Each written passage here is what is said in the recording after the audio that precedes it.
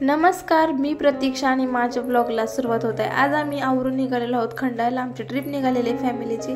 अशा तऱ्हेने आम्ही आता खंडाळ्याच्या हायवेला लागलेलो आहोत आणि आम्ही थोड्याच वेळात खंडाळ्यामध्ये पोहोचणार आहोत। त्यानंतर तिथून आमची गाडी संध्याकाळी 11 वाजता येणार आहे। त्यानंतर आमच्या ट्रिपला फॅमिली सोबत सुरुवात होणार आहे। मी तुम्हाला दाखवतेच आमच्या पूर्ण फॅमिलीचा एन्जॉय हे कसं काय आहे, आमचा रूट कुठून कुठे आहे आणि आम्ही ट्रिपला कुठून कुठे जाणार आहोत ते, आणि फॅमिलीमध्ये कोण कोण आहे हे मी तुम्हाला खंडाळ्यामध्ये पोहोचले।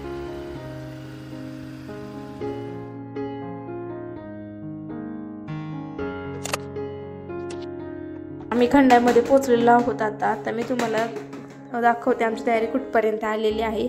आमच्या गाडीची वाट बघून बघून सगळेजण आता कॅरम खेळायला बसलेले आहेत। सगळ्यात आमच्या मस्ती धिंगाणा चालला। हा माझा भाऊ कुणाल आहे, तसेच इकडे यश, अमृता, श्रेयश, कुणाल, तन्मय सगळेच मस्ती खेळत आहेत। आमच्या बॅग आहेत, पूर्ण बॅगांची पॅकिंग झालेली आहे।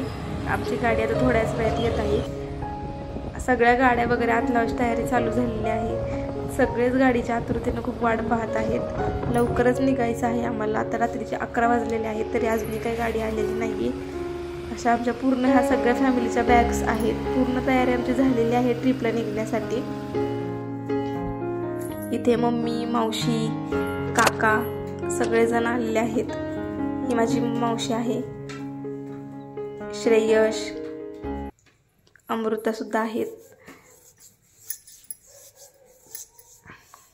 रात्रीच्या काळोखात कोणीही बाहेर नाहीये।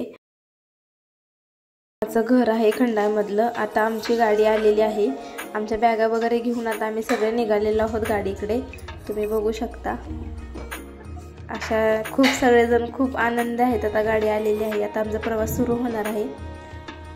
तुम्ही बघू शकता सगळ्या बॅग वगैरे आम्ही गाडीमध्ये आता घेऊन गेलेलो आहोत। सगळ्यांची घाई झालेली आता गाडी आली आहे त्यासाठी। ही आमची ट्रॅव्हल्स आहे जी आम्ही सर्वांनी फॅमिलीसाठी ठरवलेली होती। अशा प्रकारे आमची गाडी आलेली आहे। आमची सगळी फॅमिली आता गाडीमध्ये बसण्यासाठी प्रत्येक जण आपापल्या बॅग घेऊन येत आहे।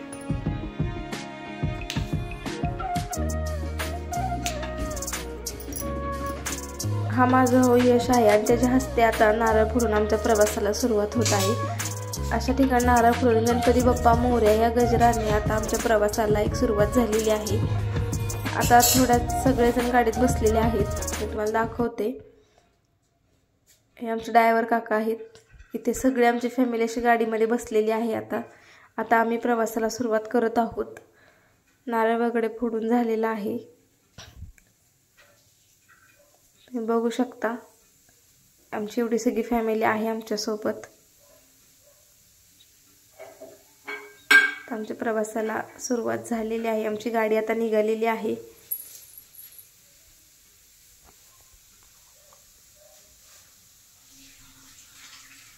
आमचा पहिला स्टॉप कुठे असेल हे मी तुम्हाला दाखवेल। आता आमची गाडी निघालेली आहे। आम्ही आता रोडला लागलेलो आहोत हायवेला।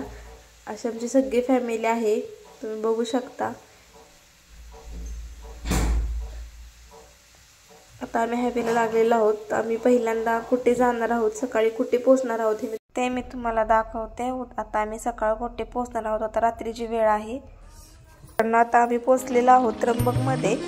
सकाळचे 5:30 वाजलेले आहेत आणि आम्ही त्र्यंबकेश्वर या ठिकाणी पोहोचलो आहोत। हा असा त्र्यंबकचा निसर्ग आहे आणि आता आम्ही आमच्या रूम बुक केलेल्या आहेत। तर आम्ही थोड्या वेळात रूमवर जाऊन फ्रेश होऊन त्यानंतर आता आम्ही रूमवरनं फ्रेश होऊन मंदिराकडे निघालेलो आहोत। हे त्र्यंबकेश्वरचं मार्केट आहे, तुम्ही पाहू शकता। आता आम्ही मंदिराच्या दिशेने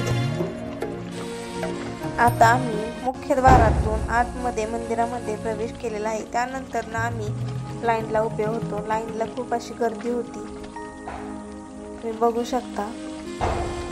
आता आम्ही लाईनमधून दर्शनाला निघालेलो आहोत। मंदिरमध्ये मोबाईल अलाउड नाहीये।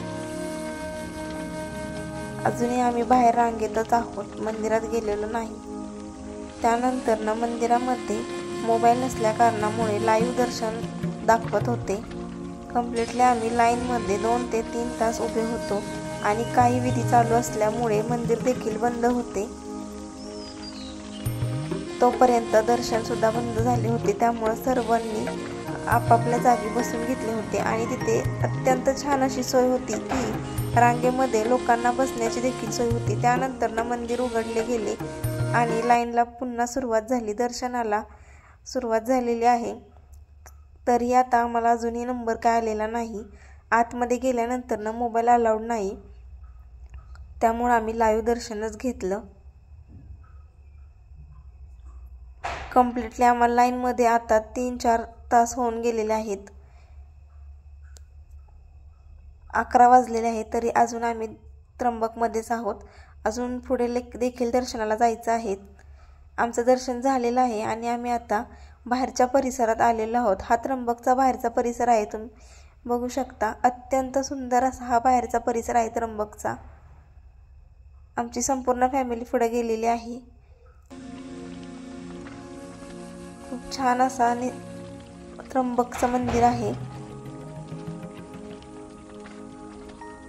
आता आमचा त्र्यंबकचा प्रवास संपून आम्ही पुढच्या दिशेने निघालेलो आहोत. आमचा पुढचा प्रवास आहे आता वणीचा. आम्ही थोड्याच वेळात वणीला आता पोहोचणार आहोत.